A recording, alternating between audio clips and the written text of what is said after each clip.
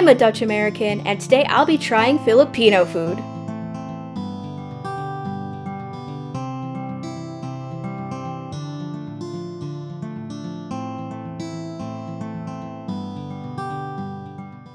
Hi everyone, my name is Erin, and whether I'm a new face on your screen or you've seen me before, welcome to the channel. So, today I'll be trying Filipino food. As a Dutch American, I didn't really grow up with these kinds of foods, but my partner did. And I wanted to really give their cultural foods a try, as it really is interesting to me just to see how different it is to what we might have here in America or even in the Netherlands. So the first dish I'll be trying today is called lumpia. So these were originally served during springtime as a representation of new beginnings and fresh starts. They were actually brought over by the Chinese merchants who introduced spring rolls to the Filipinos. Well, over time, the Filipinos actually changed it and adapted it to their taste palette, and it became lumpias, a very integral part of their culture today. Alright, so let's actually give these a try. I'm pretty excited for these. They do look a little like egg rolls, but it's definitely nice and crunchy. Oh yeah, no, that's definitely nice and flaky and crunchy. So looks like there's carrots and a little bit of noodles in it.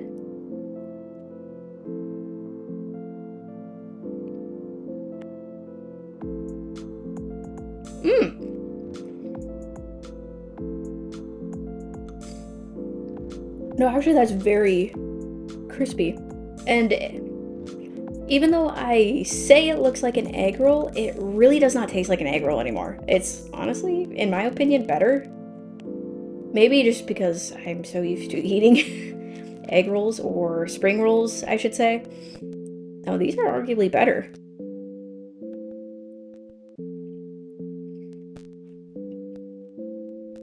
Anyways, this variant also seems to have pickles in it. That's actually pretty good. You wouldn't think it would go well, but honestly, no. It actually goes pretty great. I definitely recommend giving these a try. If you've never had them before, go get yourself some. So the next food I'll be trying is actually the main dish, I'd say. It's called adobo, and don't be too confused if you've heard that word referencing a Spanish cuisine. So this dish here may share its name with a Spanish dish, but its creation is anything but that. It actually originally was a nameless dish who, I guess no one bothered to write the name down, and so needing something to call it, the Filipinos took the word adobo from the Spaniards during the Spanish rule. But I'm pretty excited to try this one. From what I know, it's vinegar and soy sauce based. I'm a little curious to see how those two flavors mix. Let's actually try it.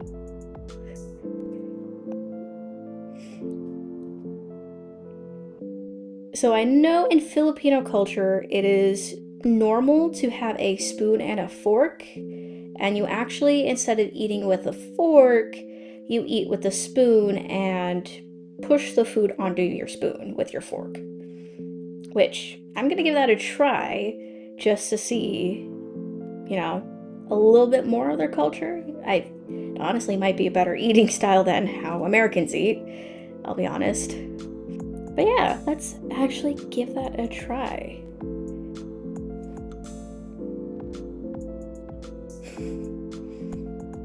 Okay, so that works out so much better than I thought. It's a little tangy from the vinegar, as well as salty from the soy sauce, and then it looks like it rendered down while it was cooking. The meat is definitely nice and tender, having been cooked this way. No, actually that is really good. let's try it with a little bit of rice. I know rice is a very big staple for Filipino culture, as it usually goes with every main meal. Yeah, let's actually try that. So we'll get this piece here, I think. Try to get a little bit of rice. I'm struggling a little bit there. Oops. Yeah, I'm sure that looks good enough.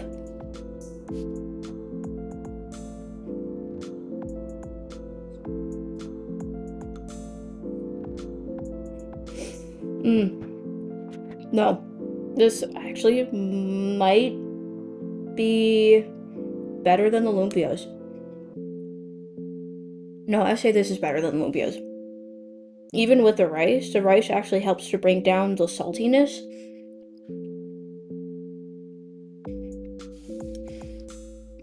Yeah, I definitely can see it being a little too salty at times, but that rice helps to balance it out so much, actually. No, it goes well together. The vinegar and the soy sauce. It looks like there's also onions in here, as well as whole peppercorns. Now you can eat those peppercorns from what I know. I know I've never had them in the past when my grandpa would make chili, but no, honestly, the flavors actually go really well together. They balance each other out, and with the rice, it definitely makes it so much better. It helps to reduce the saltiness if it's a little too salty for you. But honestly, I think this might be my favorite so far. Granted, let's not get too ahead of ourselves because we do have a couple more things to try. All right, so the last two dishes were pretty good. Honestly, I might have a favorite already. But before I can actually claim my favorite, we need to talk about desserts. And with desserts, the first of the two that I'll be trying is actually turon.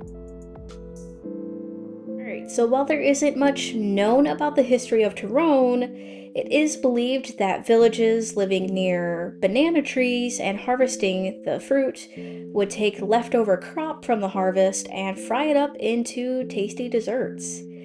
Now, I'll admit, it does look a little like the egg roll or the lumpia we had earlier. It looks like it's fried in that same kind of wrapper, and looks like it's going to be nice and crispy again. But it is surrounded by a nice amount of brown sugar, and I believe you dip the turon into that brown sugar when you eat it if you want a little bit more sweetness, though I do think there is brown sugar already in there. But let's give it a try. Ooh, nice and... Oh yeah, you can already hear the crispy. It is a little oily, I think. Yeah, it's slightly oily, but that is okay.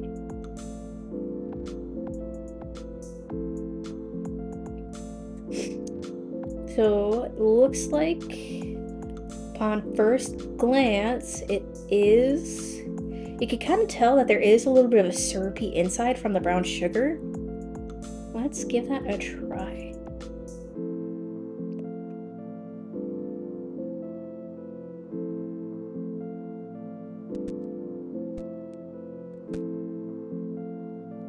So again, as you can probably tell, the wrapper is nice and fried and crispy. The banana is sweet,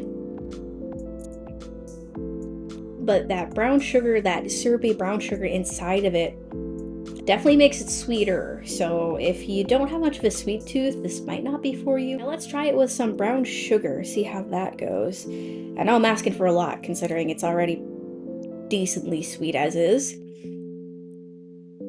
Oh boy.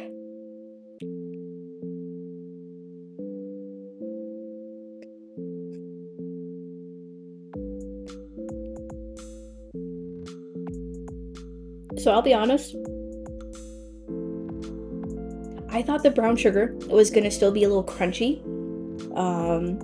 But no, with how warm these are still, because the banana gets pretty molten, these have cooled off a little bit, but even still, The brown sugar melts almost before you actually get to take a bite out of it, and honestly, I think I prefer it with the brown sugar, that extra brown sugar, I should say. There's already brown sugar in it, but no, honestly,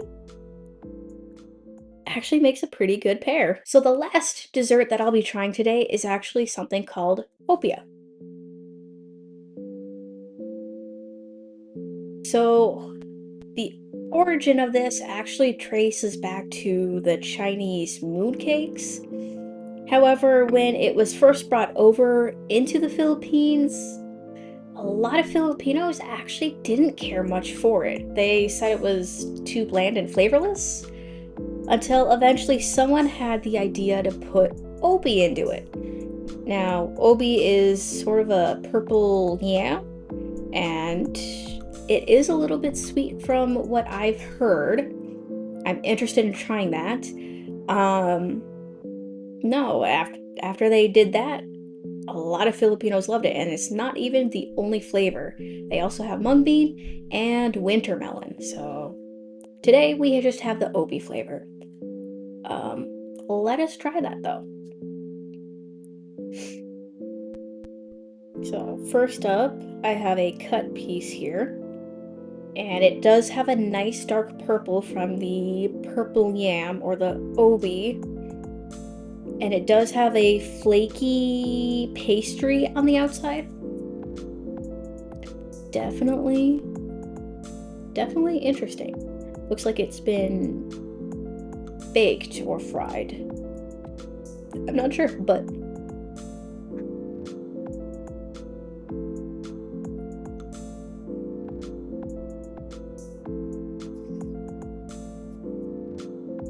very interesting.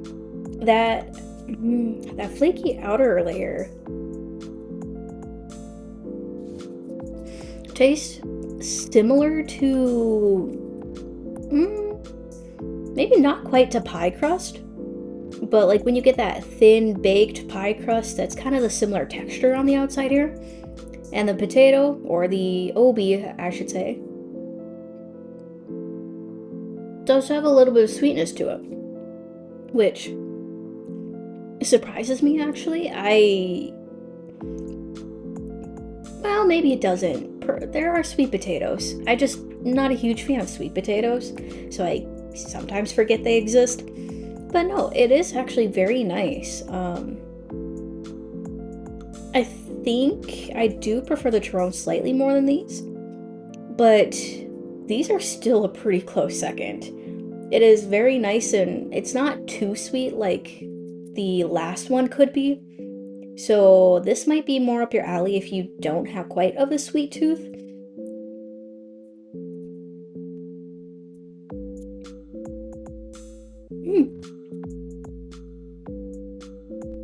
The more I eat it, the more I like it. After giving it a try, I definitely don't think I can really compare it to anything in American or Dutch culture.